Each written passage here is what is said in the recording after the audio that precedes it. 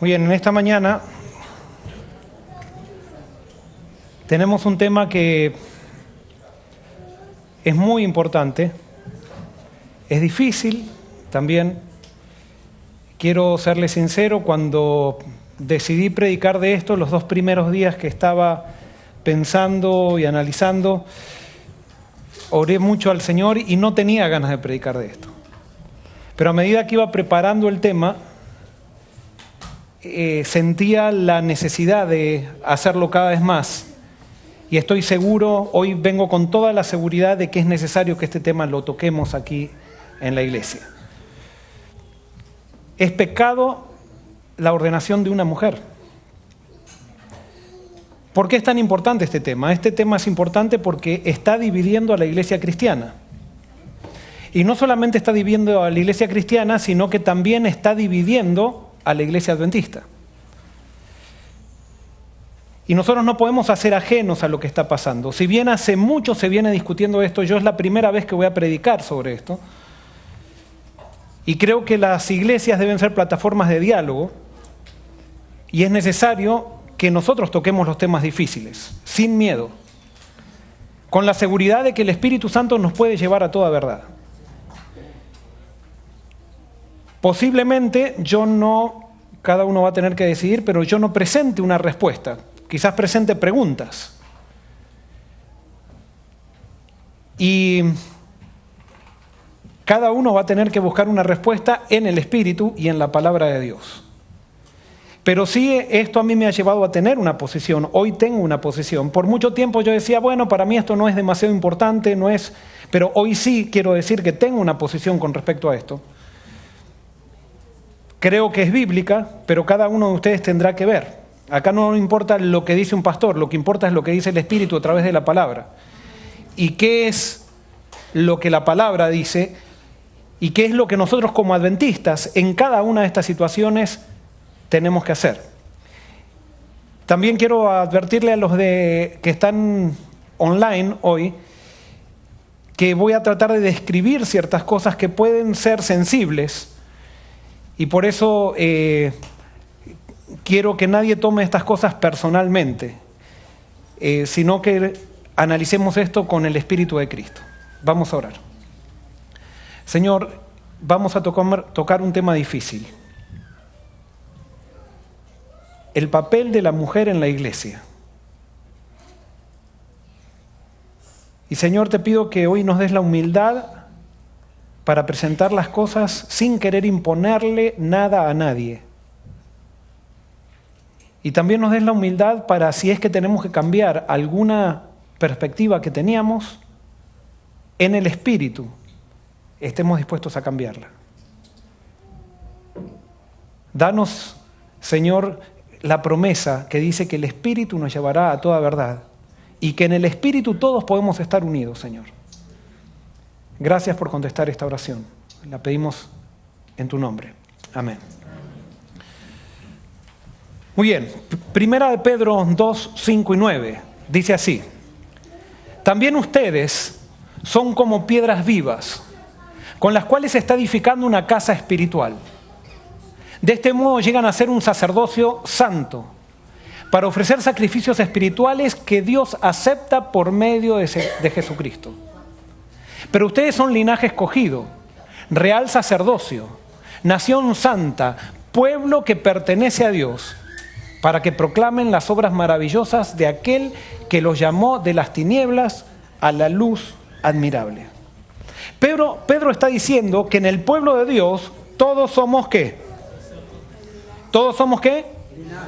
Somos linaje escogido. ¿Qué más? Somos real sacerdocio. ¿Y por qué Pedro está diciendo esto? Pedro está diciendo porque Pedro es testigo que hace un poco de tiempo se había rasgado el velo del templo de arriba abajo para decirnos que ya no había más sacerdote humano con el cual nosotros tendríamos que llevar nuestras ofrendas, que eran símbolo de la obra del Mesías, sino que ahora nosotros directamente a través de la obra de Cristo podríamos llegar al Padre a través de nuestro sumo sacerdote, que es Jesucristo. Y por lo tanto ahora todos nos transformamos en ministros de reconciliación. que anunciamos, que proclamamos las obras maravillosas de aquel que nos llamó de las tinieblas a la luz. Entonces, la pregunta es, ¿quiénes están incluidos en el linaje escogido, en el real sacerdocio, en la nación santa, en el pueblo que pertenece a Dios? ¿Quiénes están incluidos? Todos. Y entonces la pregunta es, ¿quiénes son todos? Bíblicamente hay solamente dos facetas para todos. ¿Y cuáles son las dos facetas que la Biblia presenta para todos? Todos. ¿Qué significa todos en la Biblia? Sí, pero ¿cuáles son las dos facetas? Las facetas son hombre y mujer. Entonces, cuando dice que todos somos linaje escogido, ¿a quién se está refiriendo? ¿A hombre? Cuando dice que somos todos real sacerdocio, ¿a quién se está refiriendo? A hombre y a mujer. Cuando dice que somos todos nación santa, ¿a quién se está refiriendo? A hombre y a mujer. Cuando dice que somos todos pueblo que pertenece a Dios, ¿a quién se está refiriendo? A hombre y a mujer. ¿Estamos de acuerdo? Muy bien. Gálatas 3, 26 al 29. Ahora Pablo, otro apóstol, trata de definir lo que es todos en el pueblo de Dios. Todos ustedes son hijos de Dios. ¿Quiénes son todos ustedes? Hombre y mujer. ¿Somos qué? Hijos de Dios, mediante la fe en Cristo Jesús. Porque todos los que han sido bautizados en Cristo se han revestido de Cristo. ¿Cuántos se han revestido de Cristo? Todos. Todos los que han sido bautizados. ¿Y quiénes se bautizan en el pueblo de Dios? Hombres y mujeres. Por lo tanto, cuando dice que todos hemos sido revestidos de Cristo, no se está refiriendo solamente a los hombres, sino que se está refiriendo también ¿a quién? A las mujeres. Ya no hay judío, ni qué, esclavo ni libre, hombre ni mujer, sino que todos ustedes son uno solo en Cristo Jesús. ¿Cuántos somos uno solo en Cristo Jesús? ¿Y quiénes son todos? Hombre y mujer. Y si ustedes pertenecen a Cristo, son descendencia de Abraham y herederos según la promesa. ¿Quiénes son descendientes de Abraham? Todos. ¿Y quiénes son todos? Hombre y mujer. ¿Y quiénes son descendientes de Abraham? Todos. Hombre y mujer. Y Pablo lo aclara, especialmente ahí diciendo que no hay ahora hombre ni mujer. Volvemos a Pedro. Pedro dice que somos elegidos como linaje escogido, real sacerdocio, nación santa, pueblo que pertenece a Dios. Y ahora explica el propósito. ¿Cuál es el propósito? ¿Para que qué? Para que proclamen las obras maravillosas de aquel que nos llamó de las tinieblas a la luz admirable. Pregunto, ¿cómo le denominamos a la obra de proclamar las obras maravillosas de aquel que nos llamó de la luz, de las tinieblas a la luz admirable? ¿Cómo se llama esa obra de proclamar el Evangelio? ¿Cómo se llama?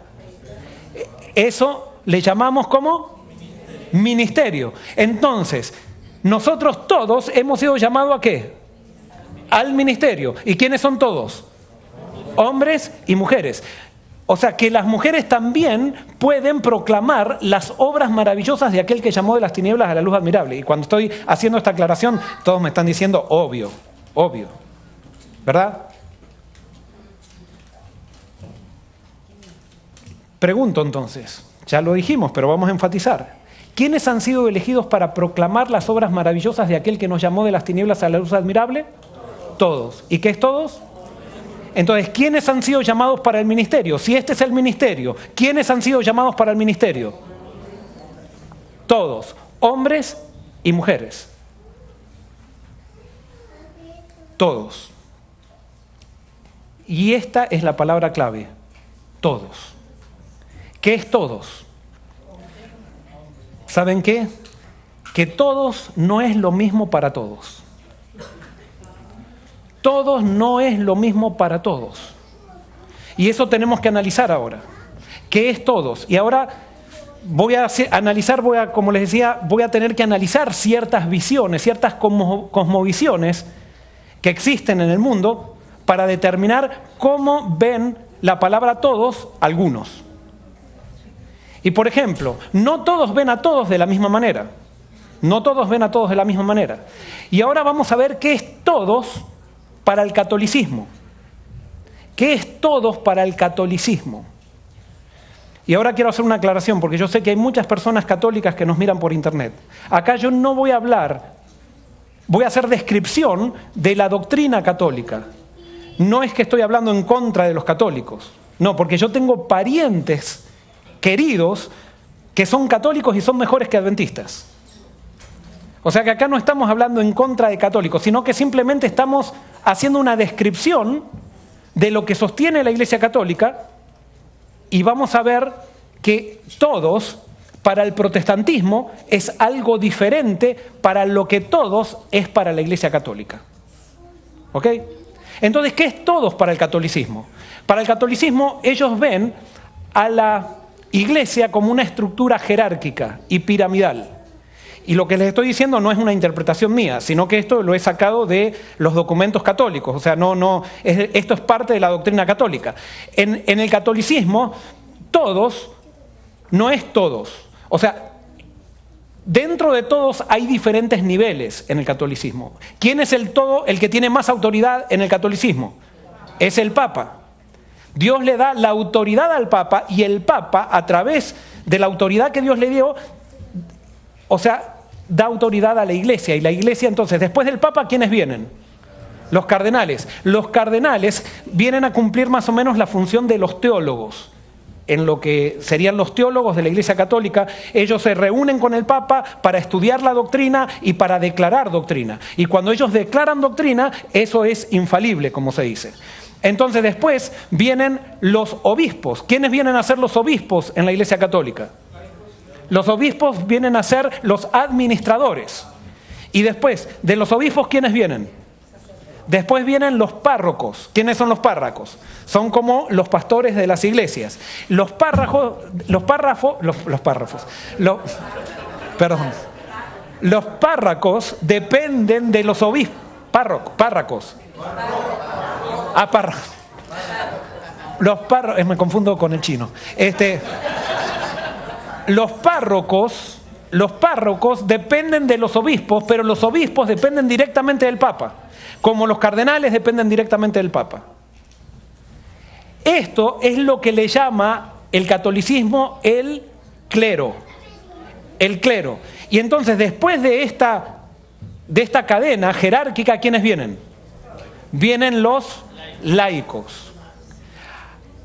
Los laicos tienen que recibir lo que el Papa, los cardenales, los obispos y los párrocos, perdón. Sí, está bien, ustedes ya lo entienden. O sea, los laicos reciben lo que el Papa, los cardenales, los obispos y los párrocos determinan. Y eso es doctrina católica. O sea, no estamos acá criticando eso, sino que estamos describiendo eso. El laico, en la doctrina católica, el laico no tiene autoridad para interpretar las escrituras, sino que el laico tiene que aceptar lo que el Papa, los cardenales y obispos y párrocos le dicen, y eso es doctrina católica. ¿Ok?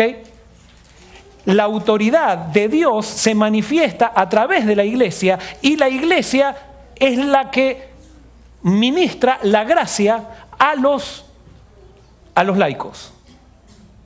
Y por eso es tan importante el clero, porque el clero representa a Dios mismo. Estoy hablando de la doctrina católica. El clero representa a Dios mismo. Pero entonces, ¿qué pasa? Surge dentro del catolicismo un monje que, leyendo la Biblia, al leer la Biblia, descubre otra cosa. ¿Y qué descubre? Descubre que los laicos en la Iglesia tienen tanta autoridad como los papas, los cardenales, los obispos y los párrocos. Leyendo justamente estos versículos que nosotros estamos leyendo, que dice que todos somos ¿qué? Somos todos sacerdotes, somos todos linaje escogido. Entonces, ¿qué hace Lutero? Lutero saca, y esto es para el protestantismo, los laicos para el protestantismo, Lutero saca esa línea separatoria y los laicos comienzan a tener la misma autoridad que el sistema o que el clero. Y cuando los laicos tienen la misma autoridad que el clero, entonces se genera toda una reforma que hay que reestructurar a la Iglesia de una manera diferente si el protestantismo quiere seguir con este principio. Por supuesto, hubo resistencia para esto y hubo gente en el catolicismo que quiso seguir con la estructura piramidal, pero hubo mucha gente en el catolicismo que dijo, no, a mí me suena más bíblico esta nueva propuesta de Lutero. Y entonces con la nueva propuesta de Lutero surge una nueva estructura. Y esa nueva estructura tiene la siguiente forma. ¿Quién es la autoridad en la iglesia protestante? ¿Quién es la autoridad? La autoridad es Cristo. Cristo es la cabeza de la iglesia protestante. ¿Y quiénes son los sacerdotes?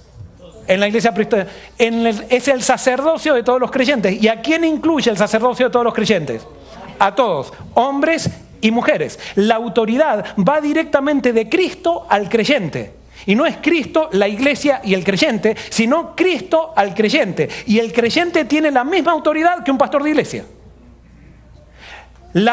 El pastor de iglesia simplemente tiene una función en la iglesia protestante, pero no es más importante que nadie. Y por eso, si usted quiere que el pastor le diga todo lo que tiene que hacer, no vaya a una iglesia protestante. Si usted quiere que una comisión determine qué es lo correcto y qué es lo incorrecto, usted no vaya a una iglesia protestante, porque eso no es protestantismo. Ahora, si usted quiere que una comisión de teólogos determine qué es correcto y qué es incorrecto y le digan para que usted no tenga que estudiar, o porque usted no quiere participar de esa discusión, entonces tiene que ir a una iglesia católica. Y eso es coherente con la doctrina católica. Pero si usted cree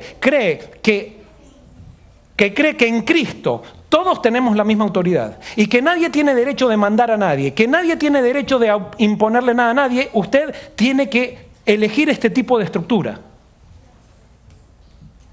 Y por eso acá no estamos diciendo, cada uno corre el riesgo, porque por ahí alguien dice, no, yo quiero el otro tipo de estructura porque creo que Dios quiere el otro tipo. Bueno, es su riesgo. Y yo también me arriesgo a decir, yo quiero este tipo de estructura, y cada uno tendrá que ver en el juicio final si se equivocó o no se equivocó.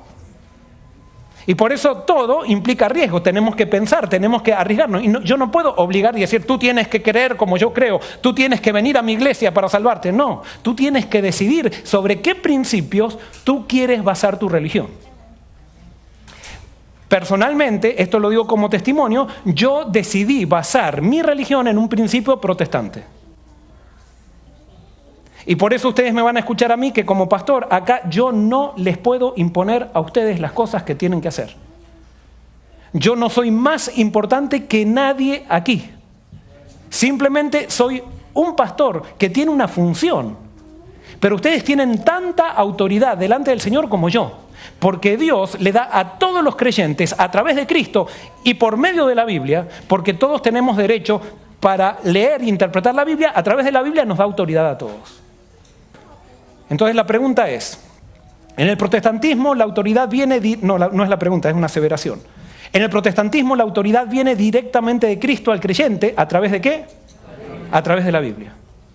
Entonces ahora sí viene la pregunta, ¿qué modelo de iglesia adoptó el adventismo? ¿El modelo católico o el modelo protestante? ¿Están seguros? ¿Están seguros de que nosotros hemos adoptado el modelo protestante o el modelo católico? ¿Saben qué? Hay cosas interesantes. Porque hay muchos católicos en la iglesia católica que tienen mentalidad protestante.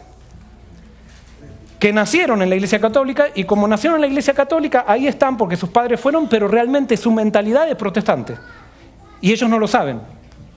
Y hay muchos adventistas y protestantes que porque nacieron en el adventismo y eso, que están en el adventismo y en el protestantismo, pero que tienen mentalidad ¿cómo?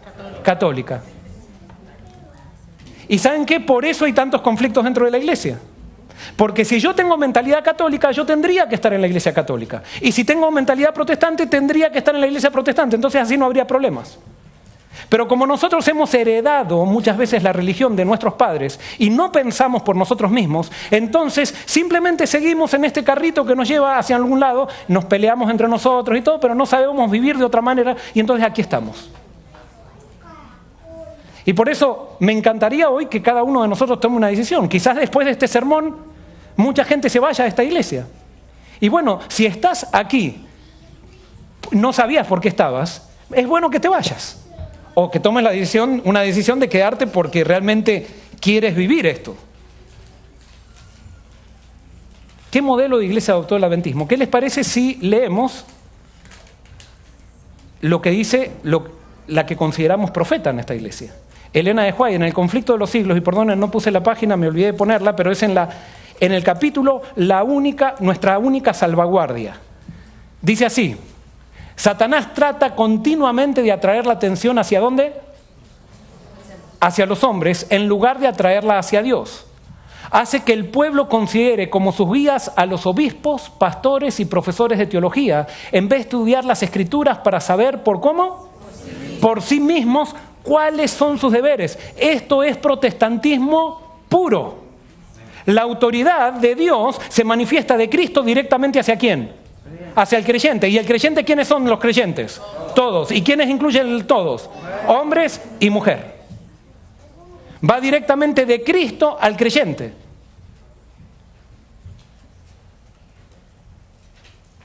Sigue diciendo, pero Dios tendrá en la tierra un pueblo que sostendrá la Biblia, y la Biblia ¿cómo?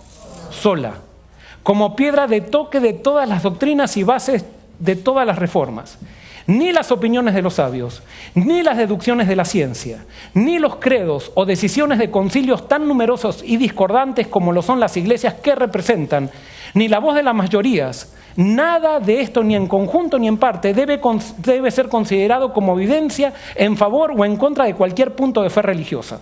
Antes de aceptar cualquier doctrina o precepto, debemos cerciorarnos de si lo autoriza un categórico así dice Jehová. ¿Quién dice esto? ¿Quién lo dice? Elena de White, nuestro profeta. Ahora les hago una pregunta. Acá dice claramente, fíjense lo que dice, que nosotros nuestras posiciones no las podemos determinar por un voto.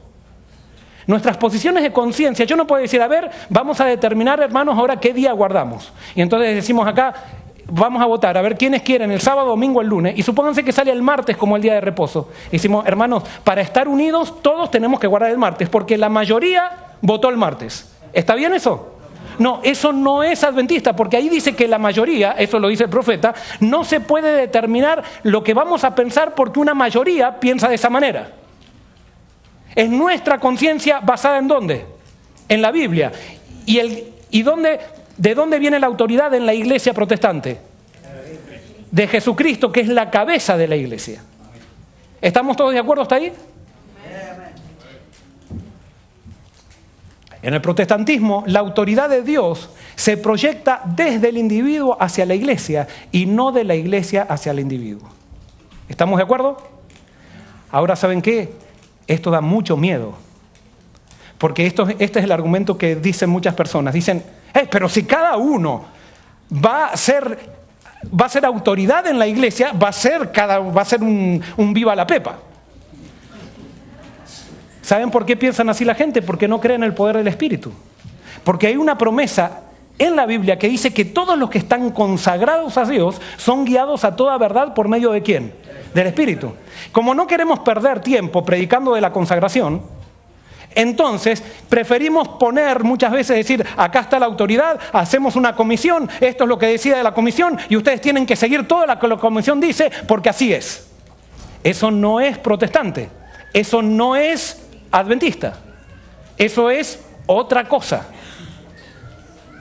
pero no es ni protestante ni adventista. ¿Se entiende? Porque a veces nosotros podemos decir, nosotros somos adventistas porque predicamos el mensaje de los 3 ángeles, pero eso es una frase nomás. Definamos el mensaje de los 3 ángeles y cuando lo definamos, entonces ahí podemos decir si somos adventistas o no. Pero yo no puedo por frase decir, yo soy adventista porque creo en las 28 doctrinas. Yo puedo creer en las 28 doctrinas y tener una mentalidad que sigue lo que el obispo dice o que el pastor dice. Y eso no es adventismo. Adventismo la autoridad va del creyente hacia la iglesia y no de la iglesia hacia el creyente. ¿Quién es un individuo en la iglesia? ¿Quién es un individuo? ¿Quiénes son individuos? Todos. ¿Y qué es todos? Hombres y mujeres. Ahora sí viene la pregunta. ¿Qué es la ordenación? ¿Qué es ordenación? ¿Y saben qué? Ordenación. Y ahora, de acuerdo a esta visión, para el católico la ordenación es una cosa y para el protestante la ordenación es otra cosa. Entonces, si yo quiero seguir el principio protestante, yo tengo que entender qué es ordenación para el protestantismo. Y si quiero seguir el principio católico, yo tengo que entender qué es ordenación para los católicos. Entonces, por eso vamos a hacer esta tarea descriptiva. Ahora, ¿qué es ordenación? Entonces hago una pregunta. ¿La ordenación es una concesión o una confirmación? Y entonces ahora, por eso voy a usar, Aarón está sentado acá, que estaba en el primer turno, voy a usar el mismo ejemplo, Aarón. ¿Qué es una concesión? Una concesión es que yo le estoy concediendo el micrófono a Aarón. Yo le estoy concediendo el micrófono. Eso es una concesión. ¿Qué es una confirmación? Una confirmación es que yo lo veo a Aarón con el micrófono y confirmo que Aarón tiene el micrófono, pero yo no le estoy dando nada. Simplemente estoy confirmando que Aarón tiene el micrófono. Entonces, ¿qué es la ordenación? ¿Una concesión o una confirmación? Bueno, saben que puede ser una concesión como puede ser una confirmación. ¿De acuerdo a qué? De acuerdo a la cosmovisión. Si yo me gusta el principio católico, para mí la ordenación va a ser una concesión.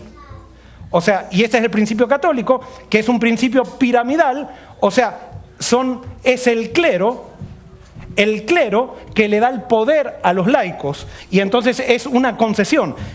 El clero le está dando algo a los laicos, le concede algo. Pero en el protestantismo no es así. En el protestantismo la ordenación es una confirmación. O sea, el protestantismo simplemente confirma lo que ve. ¿Qué es lo que ve el protestantismo? ¿Qué es la ordenación en el protestantismo? La iglesia, el grupo de creyentes, ve, por ejemplo, que en Aarón está trabajando el Espíritu y entonces dice, en Aarón está trabajando el Espíritu. Nosotros vamos a declarar que en Aarón está trabajando el Espíritu.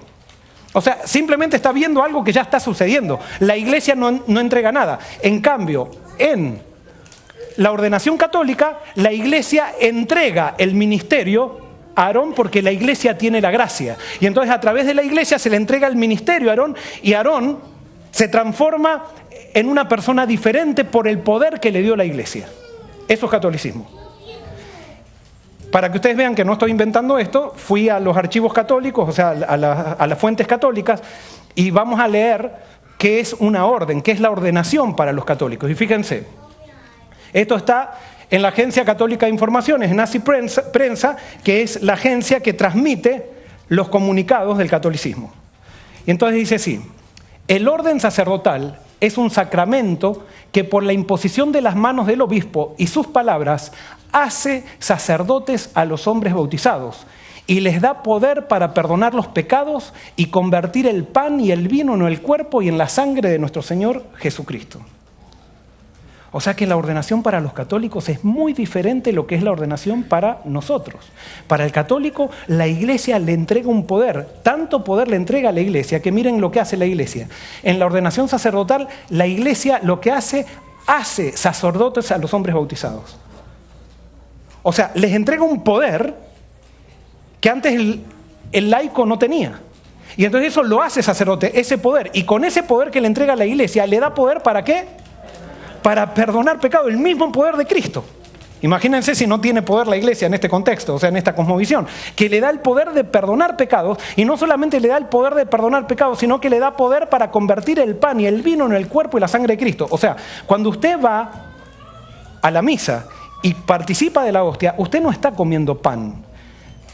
Estaría comiendo pan si el sacerdote no la hubiera bendecido, pero como el sacerdote la bendijo y el sacerdote tiene el poder que le confirió la iglesia, entonces cuando usted come esa hostia, el sacerdote transformó esa hostia en el cuerpo literal de Cristo y usted está comiendo el cuerpo de Cristo y al comer el cuerpo de Cristo recibe la gracia de Dios que lo empodera para vivir la vida cristiana.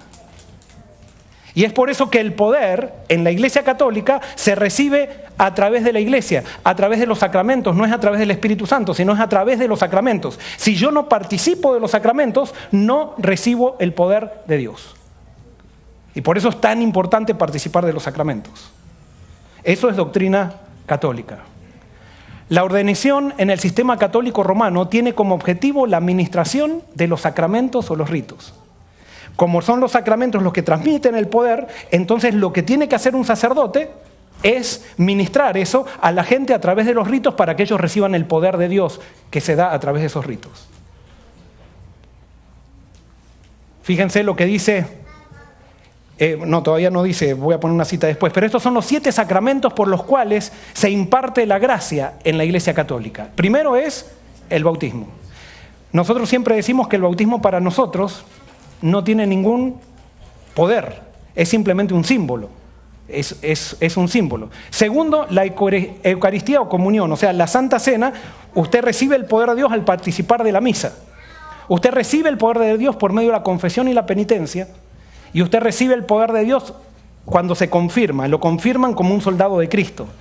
Quinto, en el matrimonio usted recibe poder de Dios. En la ordenación sacerdotal usted recibe tal poder que usted tiene el poder de perdonar pecados y de transformar un pan en el cuerpo de Cristo y un jugo de uva en la sangre de Jesús. Y séptimo, la unción de los enfermos también es un sacramento. A través de todos esos rituales, el católico recibe la gracia de Dios. Y por eso es fundamental, si usted es católico, si alguien me está escuchando, si usted es católico y cree en esta doctrina, usted tiene que participar de los sacramentos. Si no, no recibe el poder del Espíritu. Los que tenemos una mentalidad protestante no creemos que es así esto. O sea, ¿por qué? Porque los símbolos, los ritos son que simplemente símbolos. La gracia la recibimos directamente ¿de quién? De Cristo, que es la cabeza de la iglesia, Cristo a través de su palabra, y nosotros podemos ir a Él directamente para perdonar los pecados, porque somos todos sacerdotes. Todos ministramos en el pueblo de Dios en la mentalidad protestante. Ahora fíjense cómo define la ordenación católica el papel de la mujer en la ordenación. ¿Por qué en el catolicismo una mujer no puede ser ordenada? El sacerdocio ministerial es signo sacramental de Cristo sacerdote. El sacerdote ministerial, especialmente en su acto central, que es el sacrificio eucarístico, es signo de Cristo sacerdote y víctima. Ahora bien, la mujer no es signo adecuado de Cristo sacerdote y víctima. Por eso no puede ser sacerdote ministerial. ¿Por qué no puede ser sacerdote ministerial la mujer? Porque Cristo, en los sacramentos, el catolicismo dice que los sacramentos tienen que ser tal cual la realidad. Y entonces Jesús, como fue varón, una mujer no podría ser sacerdote porque el sacerdote está representando a Jesús. No está simplemente proclamando el Evangelio. O sea, sino que el sacerdote está intercediendo por Jesús. Entonces, el símbolo tiene que ser perfecto. Entonces, una mujer no tiene las características para ser un símbolo perfecto. Y es por eso que es tan importante en la Iglesia Católica que no se ordene una mujer. Y en la Iglesia Católica el hecho que no se ordene una mujer es correcto de acuerdo a su doctrina. Si uno cree en la doctrina católica, tendría que estar de acuerdo en que las mujeres no deben ser ordenadas en la Iglesia Católica, de acuerdo a su doctrina. Ahora vamos a ver el ministerio, cómo es el ministerio según la Biblia. Porque ustedes saben que la autoridad en la Iglesia Católica es la tradición y las escrituras. Nosotros tenemos solamente las escrituras y la tradición después. O sea, la tradición la sometemos a la escritura y no la escritura a la tradición. Entonces, el ministerio según la Biblia. ¿Quién es el que da el ministerio o los dones según la Biblia? ¿Quién es el que da el ministerio? Vamos a 1 Corintios 12, 7 al 11. Dice así: a cada uno se le da una manifestación especial del Espíritu para el bien de los demás. Acá está definiendo lo que es ministerio. ¿Y quién da los dones para el ministerio? El Espíritu. ¿A quiénes? A cada uno. ¿Quién es cada uno? Todos. ¿Y quién es todos? Hombre y mujer. A unos Dios les da poder, les da por el Espíritu palabra de sabiduría. A otros por el mismo Espíritu palabra de conocimiento. A otros a otros fe por medio del mismo Espíritu, y a otros por ese mismo Espíritu dones para sanar enfermos, a otros poderes milagrosos, a otros profecía, a otros el discernir espíritus, a otros el hablar en diversas lenguas y a otros el interpretar lenguas. Todo esto lo hace un mismo y único Espíritu, quien reparte a cada uno según Él lo determina. ¿Quién decide cómo se reparten los dones? Fíjense que de acuerdo a la Biblia, no es la iglesia la que da los dones, sino ¿quién da los dones? El Espíritu. ¿Y cómo los da el Espíritu? Como Él quiere. como Él quiere. Y la Biblia nos dice que el Espíritu, como es Dios, Él muchas veces hace las cosas de una manera diferente a lo que nosotros esperaríamos. A mí me gustaría, por ejemplo, que el Espíritu solamente me dé a mí el don de lenguas y que nadie más sepa hablar otro idioma. Y todavía no me dio el don de lengua y se lo dio a todos los demás. Entonces, ¿qué es lo que pasa? Yo no puedo decirle al Espíritu quién puede darle un don y a quién no le puede dar un don. Porque si yo le estoy queriendo decir al Espíritu a quién le puede dar un don y a quién no, yo estoy entrando en la blasfemia de acuerdo al concepto protestante. Sería blasfemia decirle al Espíritu qué es lo que tiene que hacer y decirle, no, Espíritu, tú no puedes darle el Espíritu a los niños, como dice Joel, capítulo 2, versículo 28. No le puedes dar un niño porque un niño está todavía pensando en juegos y eso. Y sin embargo, Joel 2.28 dice que el Espíritu, al fin de los tiempos, se le va a ocurrir darle el Espíritu a los niños. ¿Y quién soy yo para decirle al Espíritu no lo hagas? No, porque la autoridad en la iglesia protestante, ¿dónde está? Está en Cristo. Cristo es la cabeza y Él hace las cosas como Él quiere. Ahora, ¿qué es la ordenación en el protestantismo entonces? Es la confirmación de la comunidad de creyentes de que una persona está siendo usada por el Espíritu. O sea, una vez que te bautizas, el Espíritu comienza a usarte. Y cuando el Espíritu comienza a usarte, tú comienzas a cumplir una misión individual. Pero cuando esa misión comienza a crecer, la iglesia, porque es necesaria la iglesia, porque acá no estamos diciendo que el protestantismo dice no es necesaria, no, la iglesia es necesaria en su debido lugar, pero entonces la iglesia dice, en esta persona está trabajando el Espíritu, lo reconocemos, lo confirmamos, pero no le estamos dando nada. El Espíritu ya le dio antes que nosotros lo confirmemos. Y por eso ustedes van a ver que cuando, por ejemplo, a mí cuando me ordenaron, que a mí me ordenaron en la Michigan Conference, me acuerdo el pastor Gallimore me dijo, él me impuso las manos y yo le dije, todavía no había estudiado este tema demasiado bien, y yo le dije, yo sé que va a haber un cambio en mí. Y el pastor Gallimore me dijo, Joel, esto no hace ningún cambio en ti, yo no te estoy dando nada, es el Espíritu el que te está dando. ¡Wow! Fue una luz, porque yo tenía un concepto católico con respecto a la ordenación, en el día de mi ordenación. Y el pastor Gallimore me abrió los ojos. Y ahí comencé a investigar. Y ahora estoy llegando a estas conclusiones. La ordenación bíblica no está centrada en el ministerio de ritos, sino en el ministerio de ¿qué? De personas. Nosotros no ministramos ritos, ministramos personas. Es más, cuando nosotros, los pastores, porque hay mucha gente que dice, yo no tengo problema que la mujer sea ordenada, pero a mí no me gusta que la mujer bautice, no vamos a ver mujeres dirigiendo la Santa Cena. ¿Saben por qué? Porque tenemos el concepto de que a través de los ritos hay algo mágico, algo sacramental. Y los ritos son simplemente ¿qué? Son símbolos. Y eso no es lo principal en un ministerio. Lo principal en un ministerio es ministrar personas, no ministrar ritos. En un rito, por ejemplo, yo cuando soy pastor y hago una dedicación de un bebé, yo no le estoy tirando una magia que tengo yo y entonces en la oración que le estoy dando, yo soy testigo de lo que los padres están haciendo con respecto a Dios. Y simplemente me pongo de testigo con toda la iglesia, represento a la iglesia para ser testigos de la obra de Dios en un niño. Pero nosotros no le estamos transmitiendo nada especial a ese niño, es Dios el que le transmite, no nosotros. Y no es a través de nosotros tampoco. Nosotros somos testigos, proclamamos la palabra, y eso sí bendice, la palabra, pero no nosotros. Y por eso el ministerio, según el orden bíblico, es un ministerio de personas, no de ritos. En el protestantismo, el pastor no transmite ningún poder a través de los ritos. El ministro simplemente es un testigo que transmite la palabra de Dios. Ahora, si nosotros somos testigos que transmitimos la palabra de Dios en la iglesia protestante, ¿quiénes pueden ser testigos para transmitir la palabra de Dios? Todos. ¿Y quiénes son todos? Hombres y mujeres. Ahora, ¿por qué Dios da los dones del Espíritu a su pueblo?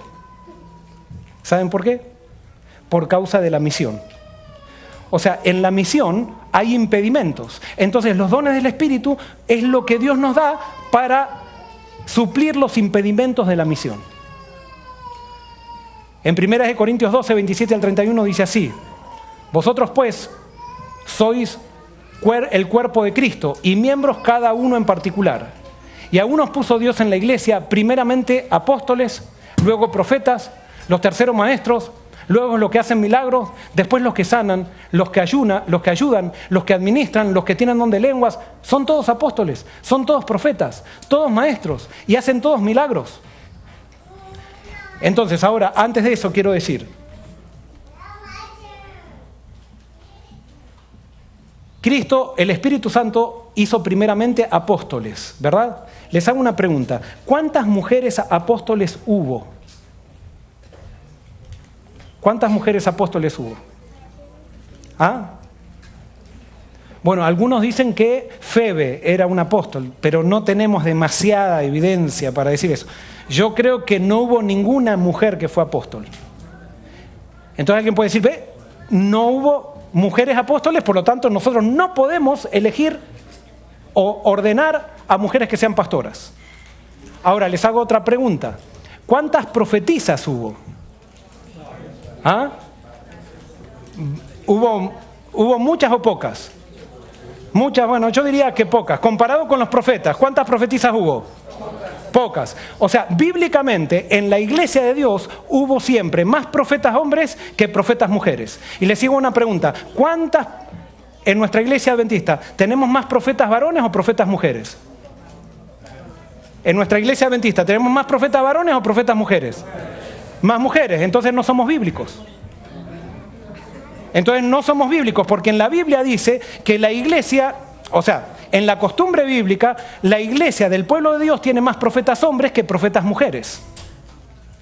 Y entonces nosotros, si queremos seguir el modelo bíblico, imitando lo que dice aquí, si decimos que entonces no hubo apóstoles, y porque no hubo apóstoles no podemos ordenar mujeres, y entonces si no hubo, no podemos, tendríamos que imitar el modelo bíblico, Dios tendría que hacer algo para poner más profetas varones que profetas mujeres. Y resulta que nosotros tenemos más profetas mujeres que profetas varones. O sea que estamos rompiendo el modelo bíblico. Ahora les hago otra pregunta. Acá dice que el Espíritu dio el don de maestros. ¿Cuántas maestras hay en la Biblia? ¿Cuántas maestras se dice en la Biblia que fueron maestras? ¿Cuántas? Ninguna. Entonces, si no hay ninguna, no podríamos tener maestras en las escuelas tampoco. Porque en la Biblia no aparece ninguna maestra. Entonces, nosotros cuando ponemos maestras en las escuelas estamos siendo antibíblicos. O sea, no lo estamos siendo. Lo que pasa es que nosotros leemos la Biblia de una manera diferente. La leemos en el principio, no nos quedamos en la letra. Ese es un principio adventista. El adventismo no sigue la letra de la Biblia, sigue el concepto, el principio de la Biblia, el mensaje de la Biblia. Y el mensaje de la Biblia es mucho más abarcante que la letra de la Biblia. ¿Se entiende? Entonces, a pesar de no haber apóstoles, posiblemente si hoy Jesús hubiera estado, hoy hubiera elegido apóstolas. Porque el hecho de que no haya apóstolas no quiere decir que no pueda haber una. No sé si me explico. ¿Tienen todos dones de sanidad? No. ¿Hablan todos lenguas? No. ¿Interpretan todos? No. Procurad pues los dones mejores, mas yo os muestro un camino más excelente. En otras palabras, Pablo dice, no todos, el Espíritu da los dones como quiere. O sea, Él reparte como quiere. Pero yo les digo que hay algo que todos debemos buscar. ¿Y qué es lo que todos debemos buscar de acuerdo a Pablo? ¿El principio de qué? Del amor. Después está 1 Corintios 13, dice, hay algo que sí, que eso todos tenemos que tener, porque eso es el fruto del Espíritu, no es solamente un don, el fruto del amor. Amor, gozo, paz, paciencia, benignidad, bondad, fe, mansedumbre, templanza. Eso todos tendríamos que tener. Efesios 4, 10 al 12 nos habla de los dones del Espíritu, que Él los da como quieres. Y dice, el que descendió es el mismo que también subió por encima de todos los cielos para llenarlo todo. Y Él mismo constituyó a unos apóstoles, a otros profetas, a otros evangelistas y a otros ¿qué? Pastores y maestros. Y fíjense que los maestros está hablando en masculino, sin embargo nosotros la mayoría de los que tenemos ahora son maestras. Y dice, a fin de perfeccionar a los santos para la obra del ministerio, para la edificación del cuerpo de Cristo. O sea que Dios da los dones para que todos crezcamos en el ministerio, porque en la iglesia protestante todos tenemos un ministerio. ¿Que lo da quién? El Espíritu Santo. Nosotros como iglesia simplemente lo confirmamos. Muy bien, y ahora voy a terminar con algo que quizás no todos estén de acuerdo, y estoy dispuesto a que disintamos con esto, pero sí en preparación de este sermón he descubierto una cosa que para mí es maravillosa. No sé si a todos les va a resultar tan maravillosa. Pero ¿por qué Jesús fue varón y no fue mujer? ¿Cuál es la razón por la cual Jesús fue varón y no fue mujer? ¿Alguien que no estuvo en el primer turno se anima a arriesgar una respuesta? ¿Por qué fue Jesús varón y no fue mujer? A ver. Yo diría porque en el principio el Señor en la Biblia dijo era cordero, no fue cordera. Al principio. Sí, sin embargo en el santuario podían llevar una paloma hembra para el sacrificio, que era símbolo de Jesús también. Ajá, muy bien, David. Yo pienso que fue por la sucesión de Adán, como que Adán, Jesús fue como el representante, no representante, sino sucesor de Adán. Ajá, muy bien. Muy bien, ahora ¿por qué fue el representante de Adán? Vamos ahora, ¿por qué Dios creó primero a Adán? ¿Por qué Jesús fue varón y no fue mujer? Para mí la respuesta está en Filipenses 2, 5 al 9. Dice así: haya pues en vosotros este sentir que hubo también en Cristo Jesús, el cual siendo en forma de Dios, no estimó ser igual a Dios como a cosa que aferrarse, sino que se despojó a sí mismo, tomando forma de siervo, hecho semejante a los hombres, y estando en la condición de hombre, se humilló a sí mismo, haciéndose obediente hasta la muerte y muerte de cruz. Por lo cual Dios también le exaltó hasta lo sumo, y le dio un nombre que es sobre todo nombre. Esto es tremendo. Dice que Jesús es el nombre más grande, el ser más grande que existe. ¿Quién es? Jesús. ¿Estamos de acuerdo con eso? Sí. ¿Por qué Jesús es tan grande? La razón por la cual Jesús es tan grande, dice, es porque Él se humilló, ¿verdad? ¿Y se humilló hasta dónde? Hasta lo sumo. O sea que cuando Dios demuestra su grandeza, cuando Él se humilla hasta lo sumo. La grandeza de Dios no se da en cuánto puede subir, sino en cuánto puede bajar. Mientras alguien más puede bajar, más puede después, más grande es al nombre de Dios y Dios más lo exalta. Entonces, si Jesús se hizo hombre, ¿por qué se hizo hombre? Si se hizo varón, ¿por qué se hizo varón? Porque era la humillación más grande que podía recibir. Si se hacía mujer, no era una humillación tan grande como hacerse varón. ¿Por qué? Porque, y ahora por eso yo sé que muchos no van a estar de acuerdo, y si quieren, pero yo estoy segurísimo de esto, pero teológicamente estoy y lo voy a demostrar, la mujer tiene más capacidades que el hombre. Y entonces, como la mujer tiene más capacidades que el hombre, Dios cuando decide hacerse hombre, como dice la Biblia, se humilla hasta lo sumo. Él no toma a una mujer porque no sería tanta humillación como hacerse hombre. Y entonces la pregunta es, ¿por qué Dios crea a Adán primero? Dios crea a Adán primero justamente por este principio. Por este principio, porque Él hace primero lo más débil para después hacerlo más fuerte. Porque si nosotros fuéramos lo más fuerte, ayudaríamos a la mujer. Pero Dios le puso a la mujer como ayudante por el hecho de que ella ayuda al más débil. ¿No? Es así. Y ahora vamos a la parte práctica. Vamos a la parte práctica. Yo te desafío a que seas testigo de un parto sin epidural, que yo fui testigo, mi esposa no se quiso poner epidural. Un testigo de parto natural epidural, sin epidural, y me digas después si tú eres más fuerte que una mujer. Y yo te apuesto, que no puedo apostar, pero te apuesto, si tú me dices que eres más fuerte, eres un mentiroso. Eres un mentiroso. Y por eso Dios la puso a la mujer como una ayuda idónea del hombre. ¿Por qué? Porque Dios primero hace lo más débil para después hacer. Eso no es un principio que dije yo, esto lo dice Jesús. Así los primeros serán, ¿qué? Postreros. O sea que cuando Dios hace primero a Adán, ¿por qué lo hace primero? Porque era ¿qué? Era el postrero. O sea, era el más débil. Y después, entonces alguien puede decir, no, pero no es así. Dígame otra cosa. Dios hizo a la mujer que ella puede pensar con los dos hemisferios del cerebro a la misma vez. Y nosotros los hombres solamente podemos pensar con uno, que nosotros solamente no podemos caminar y comer chicle a la misma vez.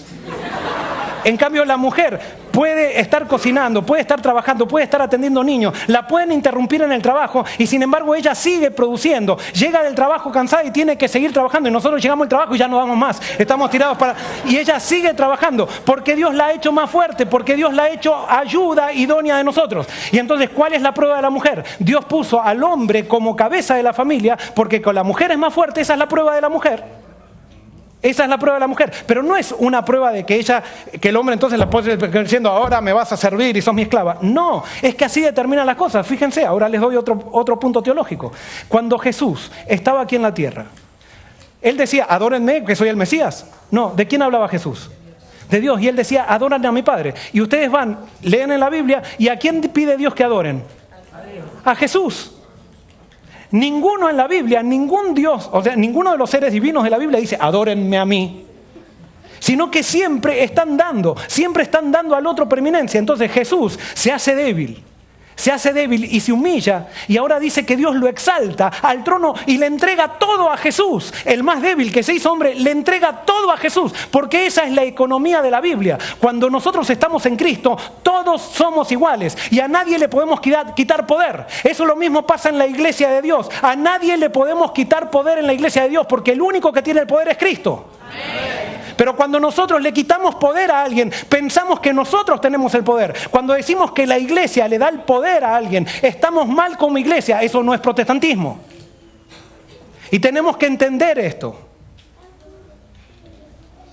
Porque ha llegado un momento que la discusión ha llegado a ser tan fuerte que la iglesia está a punto de dividirse. Y nosotros tenemos que tomar una decisión. Y tenemos que tomar una decisión por nosotros mismos. No por lo que dice una comisión, no por lo que dice un grupo de teólogos, sino que tenemos que tomar una decisión por nosotros mismos, porque Dios prometió que el Espíritu sería dado a todos. Amén. Conclusión. ¿Es pecado la ordenación de una mujer? De acuerdo a cómo lo veas. De acuerdo a con qué mentalidad tú lo analices. Pero yo sí les puedo decir algo que estoy seguro que es pecado. ¿Saben qué es pecado? Es estar peleándonos por si la mujer tiene que ordenarse o no. Y no me importa de qué lado estemos. ¿Por qué nos peleamos si la mujer tiene que ordenarse o no? ¿Saben por qué? Porque el Espíritu no está actuando en la iglesia. Porque si el Espíritu estuviera actuando toda la iglesia, la cosa se hubiera resuelto como en Hechos 15. Hubo tensión, sí hubo tensión. Pero el Espíritu se manifestó y todos los que estaban de acuerdo y los que estaban en desacuerdo se unieron en el Espíritu, porque todos estaban en Cristo. Acá no pasa, acá hay una guerra de poder humano. Y no nos confundamos, acá el problema no es la ordenación de la mujer, el problema es otro. Y no tenemos que acá poner paño frío sobre las cosas, el problema es otro. El problema se llama orgullo.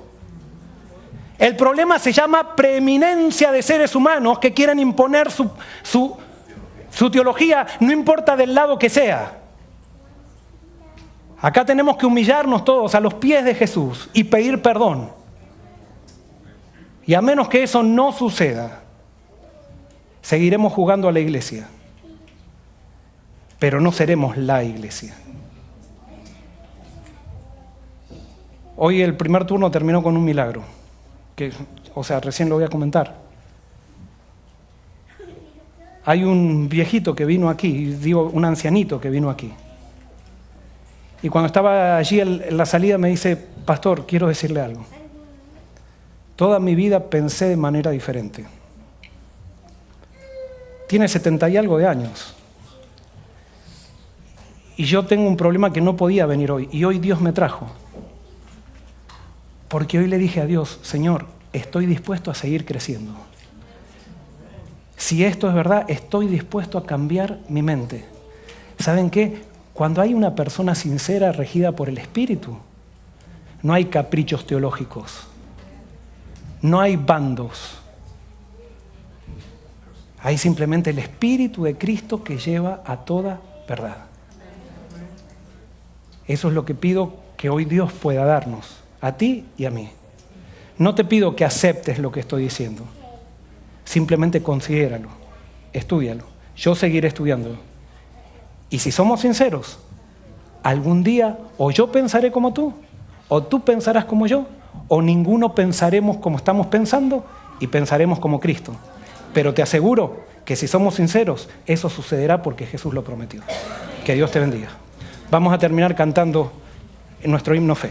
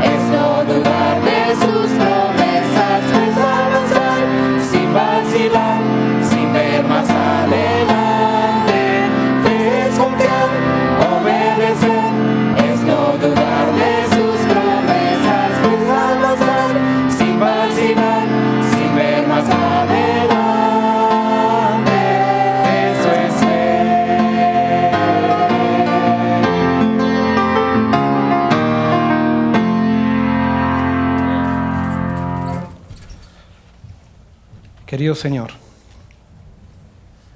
perdónanos. Perdónanos por nuestro orgullo, Señor. Y Señor, acá no estamos queriendo decir quiénes están equivocados, quiénes están equivocados. Acá, Señor, lo único que te pedimos es que no tengamos un espíritu equivocado. Porque acá no se trata de teologías, ni de costumbres, ni de comida, ni bebida, sino se trata de estar sometidos a Cristo. Señor, hoy no intentamos llegar a una respuesta total. Simplemente queremos peregrinar, Señor, en el camino del estudio de tu palabra, para que tú cumplas tu promesa de llevarnos a toda verdad. Gracias, Señor, por contestarnos esta oración. Y bendice de manera especial esta iglesia local, pero bendice tu iglesia mundial también. Bendice a las personas que están tomando decisiones, Señor. Te pedimos que haya una mayoría de gente sometida a ti. Y saca, Señor, a todas las personas que no quieran, Señor, que quieran hacer de esto una pelea humana, una pelea de poder humano. Señor, que seas tú el que se manifieste. Esto te lo pedimos y te lo agradecemos en el nombre de Jesús. Amén.